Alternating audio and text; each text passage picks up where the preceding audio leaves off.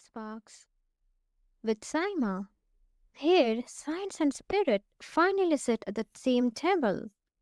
Today, we are joined by our wise Dr. Jeff Feinman, visionary veterinarian, homeopathic healer, and founder of Holistic Actions.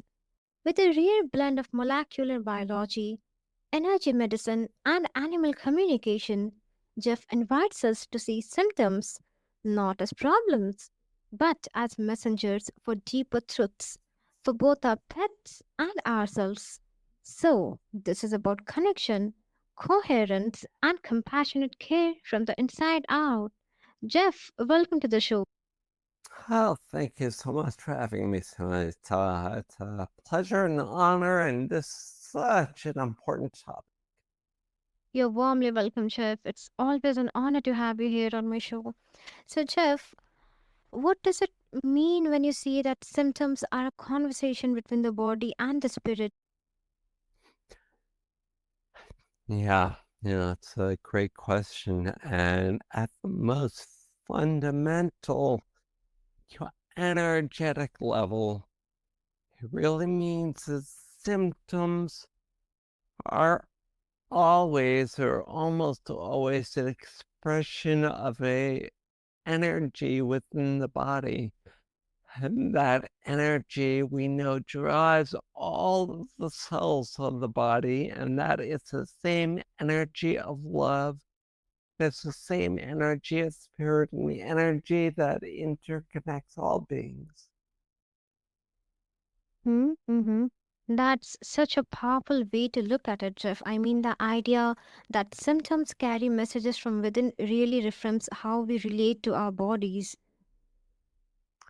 Yeah, that reframe is fundamental. It's so important in that when our cells or our animals have symptoms that we would call abnormal, we don't want to be scared of them and react to them, but we want to see them as the messengers, as the friends, as the guides that they are. And we want to respond to them skillfully, not react to them, quickly. Absolutely, that makes so much sense, Jeff. Now, like, how does this shift the way we approach healing, especially in animals who can't tell us that what hurts them? I'm sorry, what hurts them? Mm-hmm. Yes. Oh boy. That maybe we focus a lot on food and we focus a lot on supplements, but above that is the one factor that I think that does hurt them more than any other, and that is working against their symptoms. And we do that with antibiotics, anti-inflammatories, because we seek a quick solution to the problem of the symptom.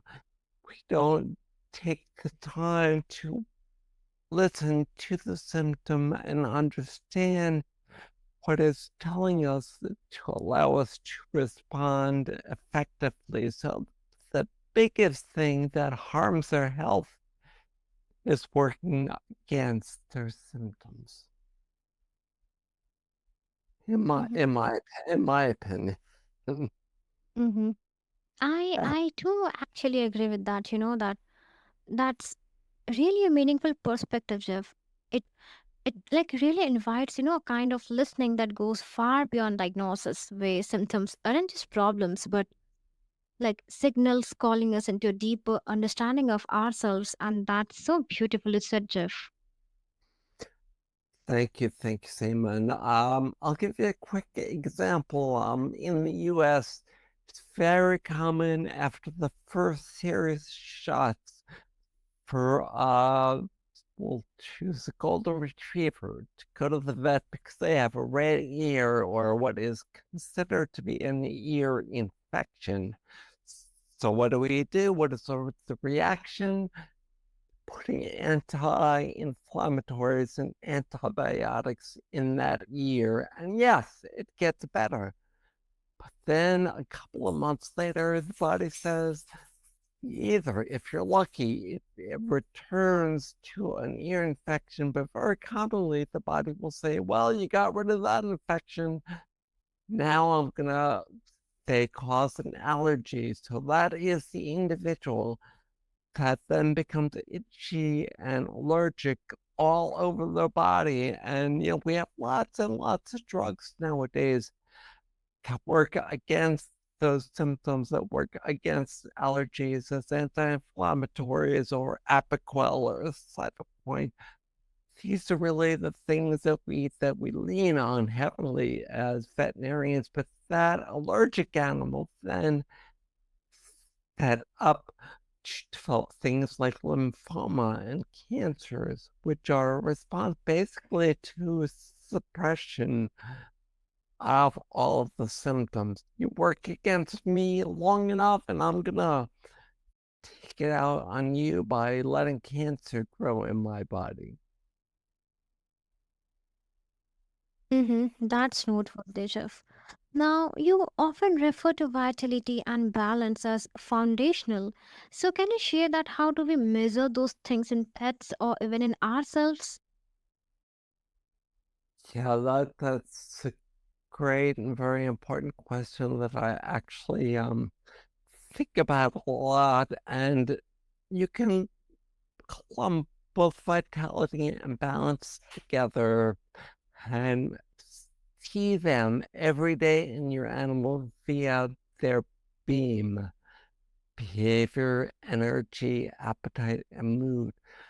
Those are the factors that reflect vitality and balance better than any. I mean, there are lots of other ways, such as the nature of the BMs or the bowel movements. We know that the microbiome is a dynamic and important balance within the intestinal tract and within the entire body, and that actually that balance of the bacteria that are throughout the body is also a good way of measuring quantitatively how balanced your animal is. But you can see it every day when they go poop in the yard or when they poop in their box or when through their beam. That's going to reflect their vitality and their balance. That really reframes that, how we think about health, not just as the absence of disease, but as something dynamic and alive, as you said. Yeah, we live in a world in our bodies called a dynamic equilibrium, which is what we call it in science. And what that means basically is that, like life, we're always changing or dynamically interacting with our environment. And we're always, all of nature, all living beings are always trying to reach equilibrium, same as balance. So that's actually where the balance of vitality and balance comes from. I completely agree with that, Jeff. Now, can you share that what role does energetic awareness play in early detection or prevention? Hmm. Well, I think being aware of the energy all around us, well, first of all, recognizing that it exists. I mean, we go through vet school. I've been a veterinarian for 40 years now, and the integral role of energy is not recognized. We recognize the secondary effects of the physiologic changes that occur because there is sufficient energy in the body, and we'll call that vitality. And so the reason I like to call our most important thing in life being energetic hygienists. So, like dental hygienists, we need to conserve manage the energy that enlivens all of our bodies, and that we can actually detect an energy imbalance very easily in our cells. We feel run down, we have a low appetite, we don't feel like doing stuff. In our animals, it may be more subtle things like they don't want to eat as readily as always. They don't get up to greet you at the door. They may only want to do 3 fetches of the ball instead of 10 or 20 fetches. So yeah, being aware of those things allows early detection of disease. And disease, by the way, in my mind, is best spelled with a hyphen between dis and ease. Ease is that state of wellness that we all strive for in our animals and ourselves. Mm-hmm. That's such an important starting point, Jeff. I must say that, just cultivating that awareness before anything even looks wrong on the surface. And I feel that it really emphasizes that how prevention isn't just about catching problems early, but, tuning in much earlier than we're used to. Hmm. Yeah, tuning in and listening to their bodies, listening to what they're saying, to their beam, and especially their behavior is very, very, very important. Yes, yes. So, how can guardians use your beam method, which is behavior, energy, appetite, mood, to truly connect and co heal with their pets? Well, once you've even started observing their beam and being aware of their beam, you're already connecting with your pets. Um, that observation, that awareness, that consciousness is a form of love energy that actually will connect us with all beings. And I'll give you a quick example. We just got back from a walk, my dog and myself, and the majority of people, if they even walk their dog, are on their phones. Mhm. They're distracted. They're not looking at the trees. They're not focusing on what their dogs are doing or smelling or what they're aware of. But whereas conversely, our dogs are acutely, or our animals are acutely in the now. They are in the moment. They are what Eckhart Tolle says. They've come to their senses. They are sense beings. They are aware of what they see, what they hear, what they smell all around them. And by doing that, we can connect more closely with our animals. It's really beautiful that how, Beam becomes more than just a checklist, and it's really a way of being in relationship. And what you are like describing, it really feels like a practice of mutual presence where healing flows both ways. That's exactly what it is. I mean, you hit the nail on that. It is a feeling of mutual presence, and our animals are always present, and they may exist in this world for those of us who are fortunate enough to share our lives with animals. They may exist to help bring us closer to the presence that they're in every moment of every day. Absolutely. So does applying Beam shift the guardian's own health awareness too? It does, for sure. I mean, I'm acutely aware of my own being every moment. I'm a patient myself with a lifelong energy disease, and I'm very aware of my energetic status based on my mood, my clarity, my life in general. And whenever I report to my homeopath the very first thing that we go over is my own being. How is my behavior? How is my mood? How is my energy? How am I doing? So yeah, beam applies both to our animals as well as to us. Mm, That really speaks to the depth of this work, not just helping our animals thrive, but, inviting us to become more present and attuned in our own lives too. It's such a reciprocal journey.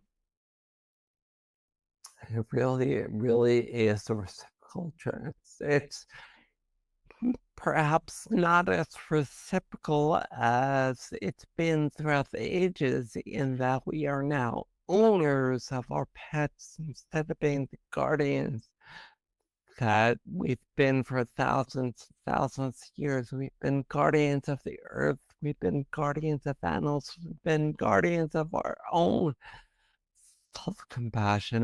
And in fact, Eckhart Tolle has a great little book called Guardians of Beings, where he talks about animals as our guardians.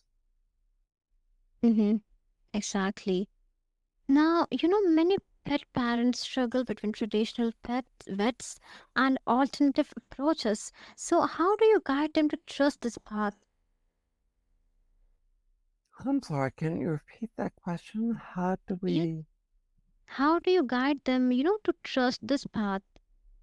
Yeah, that's so important, and actually maybe key to what we teach, and that is we start by trusting ourselves, by trusting our intuition, by trusting our guts, because we've given our power away.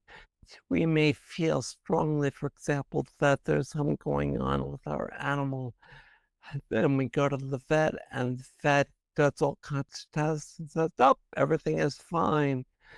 But I mean, I have countless examples of people that have gone to vet after vet after vet. They all say no problem, but then somebody finds a problem, and perhaps the most common example that we'll see is somebody has a trusted veterinarian that they go to, and the vet says, "Well, there's no problem, but come back in 6 months." And in 6 months, they're able to detect the problem, because if that problem, which always starts at the energetic level, unless there's been an accident or something of that sort, if the problem is at the energetic level, then the blood tests, the x-rays, the ultrasound are not going to detect it. What's going to detect it is you, as the animal's guardian that lives with them 24/7. You're going to know before anything else. So yeah, trust yourself.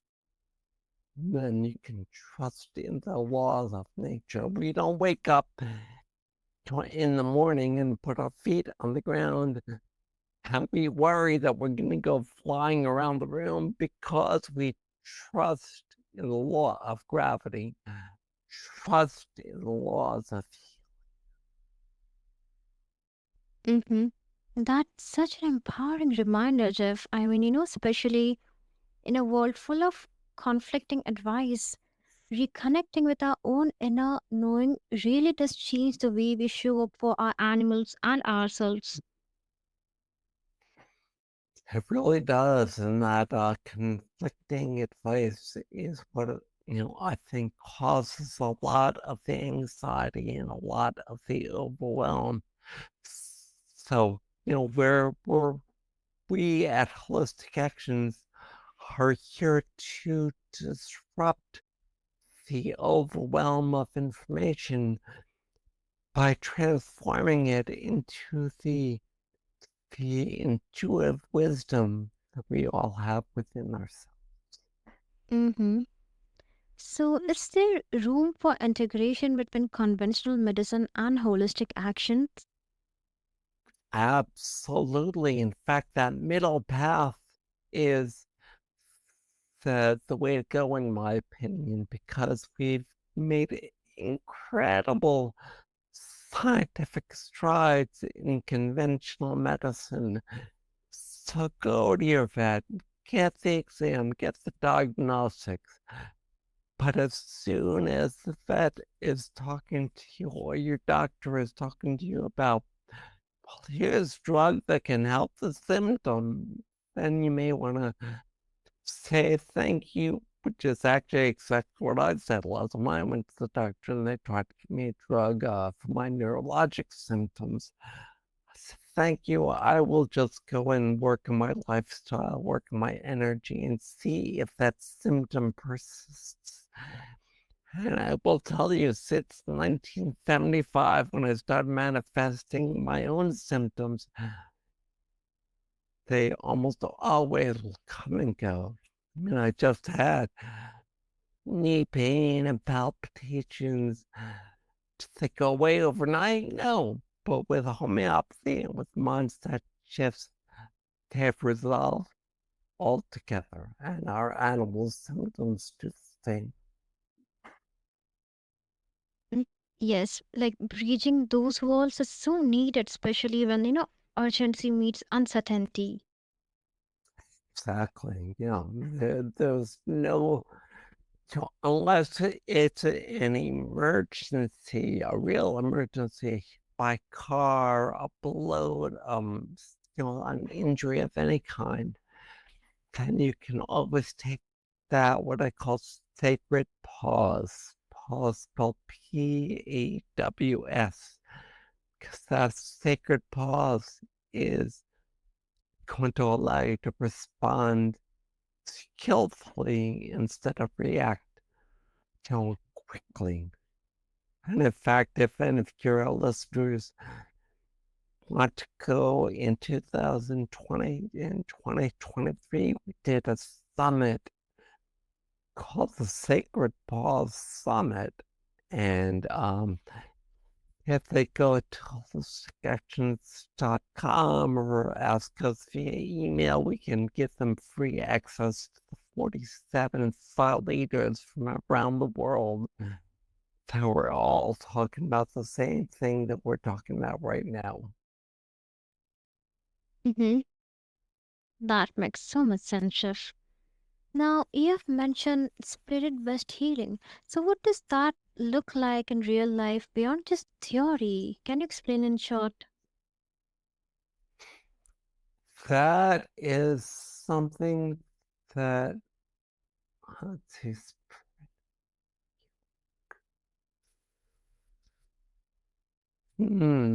I would say the very first step in that, even before I give you an example, is to accept and realize that spirit is a form of energy. And, well, like the best example I can give maybe to one of our Holistic Actions members whose dog developed a cancerous tumor on the skin.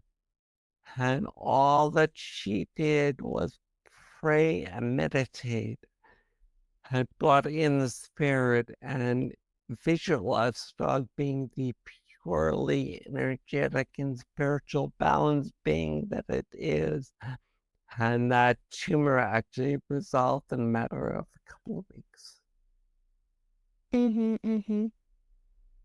Hearing it, like it described the way it feels so real. Like it's less about fixing and more about remembering who we are and, meeting our animals at that level too. It's deeply human, I must say.